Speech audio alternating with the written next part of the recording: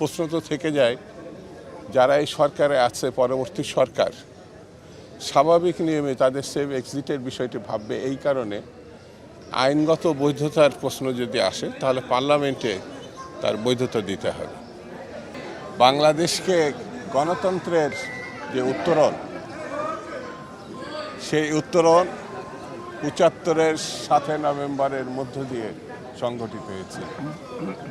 শহীদ জিয়া রহমান বাংলাদেশকে আবার গণতন্ত্রের পথে ফিরিয়ে এনেছিল। আমরা বেগম জিয়ার কাছে ঋণী।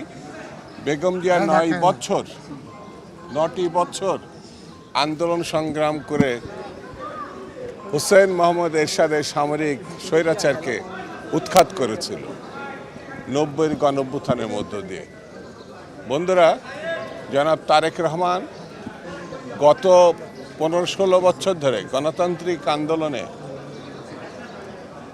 নিরলসভাবে জাতিকে ঐক্যবদ্ধ করার প্রয়াসে এবং হাসিনার পদত্যাগের লক্ষ্যে তিনি কাজ করেছেন। আমরা তাকে ধন্যবাদ জানাই। তিনি আমাদের নয়নের মণি।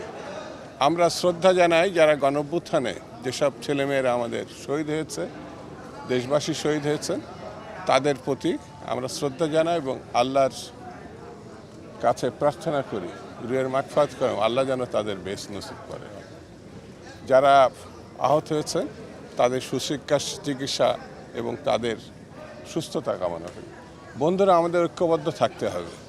এখনও পর্যন্ত গণতান্ত্রিক আন্দোলনের সম্পূর্ণতা আসেনি যতক্ষণ পর্যন্ত একটি সাধারণ নির্বাচনের মধ্য দিয়ে একটি গণমুখী সরকার আমরা প্রতিষ্ঠা করতে না পারি।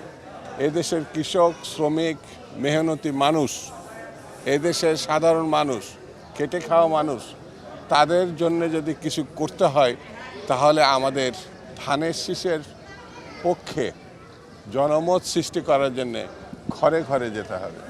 বন্ধুরা, এই নির্বাচন অত্যন্ত গুরুত্বপূর্ণ। সেই জন্যে ঢাকা সহ সারা বাংলাদেশে প্রত্যন্ত অঞ্চলে আমাদের যেতে হবে। কারণ ষড়যন্ত্রকারীরা দেশে বিদেশে তারা এখনও সক্রিয়, তারা এখনও উদ্যোগী যাতে নির্বাচন না হতে পারে। সেই জন্যে আমি আর বেশি কিছু বলবো না, শুধু এইটুকু বলে শেষ করি। আমরা বিপদমুক্ত তখনই হব যখন নির্বাচিত একটি সরকার আমরা প্রতিষ্ঠা করতে পারব। ঐক্যমত কমিশনে সব দল আছে।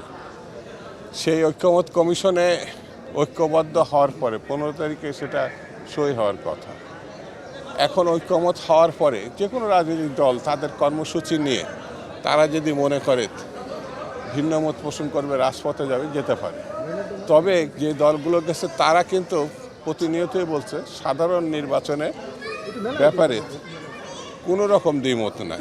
সেহেতু তাদের ভিন্ন মতকে আমরা শ্রদ্ধা জানাই এবং আমি আশাবাদ ব্যক্ত করি সকল দল আগামী নির্বাচনে অংশগ্রহণ করবে। বিএনপির সঙ্গে এখন এই বিষয়ে কেউ আলোচনা করেনি। তবে একটি প্রশ্ন তো থেকে যায়, যারা এই সরকারে আছে, পরবর্তী সরকার স্বাভাবিক নিয়মে তাদের সেফ এক্সিটের বিষয়টি ভাববে। এই কারণে আইনগত বৈধতার প্রশ্ন যদি আসে তাহলে পার্লামেন্টে তার বৈধতা দিতে হবে। সেফ এক্সিট এই সরকার এবং এই সময়টা, যেটা 5 আগস্ট পরবর্তীর যে সময়টা, এটি আগামী সরকারকে, যেটা আমার ধারণা ইতিমধ্যে ঐক্যমত কমিশনে আলোচনা হয়েছে এবং কালকে জুলাই সনদ হিসেবে সেটা 15 তারিখে স্বাক্ষর হবে। স্বাক্ষরের মধ্য দিয়ে একটি জায়গায় যাতে আসতে পারবে বলে আমার ধারণা।